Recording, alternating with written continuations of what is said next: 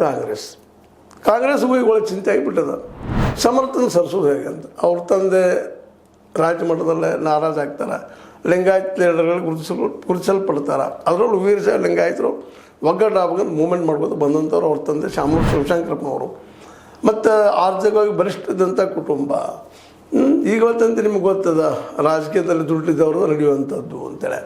ಇವೆಲ್ಲ ಕಾರಣಗಳಿಂದಾಗಿ ಸಹಜವಾಗಿ ಏನಾಗಿದೆಪ್ಪ ಅಂದ್ರೆ ಸಮರ್ಥ ಅವರು ಟಿಕೆಟ್ ತೊಗೊಂಡು ಟಿಕೆಟ್ ಸಿಗ್ತದಿಲ್ಲ ಗೊತ್ತಿಲ್ಲ. ಬಟ್ ಇವ್ರು ನಾಮಪತ್ರ ಮಾತು ಸಲ್ಲಿಸ್ತೀನಿ ಸುಳ್ಳಲ್ಲ. ಈ ಎರಡೂ ತೆಕ್ಕಾಡ ಮಧ್ಯದಲ್ಲ ಇವತ್ತು ಜನ ಅಲ್ಲಿ ಯಾರನ್ನ ಆಯ್ಕೆ ಮಾಡ್ಬೋದು. ಯಾಕೆಂದರೆ ಜನಗಳಲ್ಲಿತ್ತಂಥ ಕೆಲಸ ಇದೆಯಲ್ಲ. ಆದರೆ ಜನ ಇತ್ತೀಚೆಗೆ ನಮಗೆ ಗೊತ್ತದ ಬಿತ್ತಿ ಸಮುದಾಯ, ಬಡ ಸಮುದಾಯ, ಕೂಲಿಕಾರ ಸಮುದಾಯ ವಿಶೇಷವಾಗಿ ತಮ್ಮ ಮತಗಳನ್ನು ಮಾರ್ಕೊಳ್ಳುವಂಥ ಸಂದರ್ಭಗಳು ನಾವು ನೋಡ್ತಾ ಇದ್ದೀವಿ. ಹೀಗಾಗಿ ಇವತ್ತು ದುಡ್ಡಿದ್ದವ್ರನ್ನ MLA ಆಗುವಂಥ ಒಂದು ವಾತಾವರಣ ನಿರ್ಮಾಣ ಆಗಿದೆ. ಹಾಗಂತೇಳಿ BJP ಕಡಿಮೆ ಇಲ್ಲ, ಸಾಕಷ್ಟು ದುಡ್ಡದ ಅವರು ಹಂಚ್ತಾರೆ, ಕಾಂಗ್ರೆಸ್ಗಳು ಹಂಚ್ತಾರೆ, JDS ಅವರು ಹಂಚ್ತಾರೆ.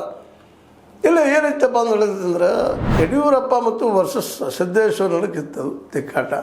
ಸಿದ್ದೇಶ್ವರವರು ಬೇಡ, ಯಡಿಯೂರಪ್ಪನವರು ಬೇಡ, ಮೂರನೇದವ್ರು ಕೂಡ ಅಂತ ಲೆಕ್ಕದಲ್ಲೂ ಇದ್ದರು ಹೈಕಮಾಂಡ್ದವರ. ಈ ಸಂದರ್ಭದಲ್ಲಿ ಏನೋ HDK ಅವ್ರ ಕೈ ಹಾಕಿದ್ರು ಮಾಡಿದರು. ಈ ಮೊದಲ JDS ಅಲ್ಲಿದ್ದರು ಶ್ರೀನಿವಾಸ, ಅವ್ರ ತಂದೆ ಕರಿಯಪ್ಪನವರು, ದಾಸ್ ಕರಿಯಪ್ಪನವರು, ಅವರು JDSನಲ್ಲಿದ್ದರು. ಏನೇನೋ ಕಾರಣಗಳಾಗಿ ಹೋಗ್ಬಿಟ್ಟು ಅವ್ರಿಗೆ ಕೊಡಿಸಿದ್ರು ಅಂತ ಕಾಣ್ತದೆ. ಅದು ಪಕ್ಕ ಗೊತ್ತಿಲ್ಲ ಇವರು ಅಂತಿಲ್ಲ. ಬಟ್ ವಾತಾವರಣ ಹಂಗದ. ಈ ಸಂದರ್ಭದಲ್ಲೇ ಈ ಯತ್ನಾಳ್ ನಾವು ಪ್ರಚಾರ ಮಾಡ್ತೀವಿ ಅನ್ನೋಂಥ ವಾತಾವರಣ.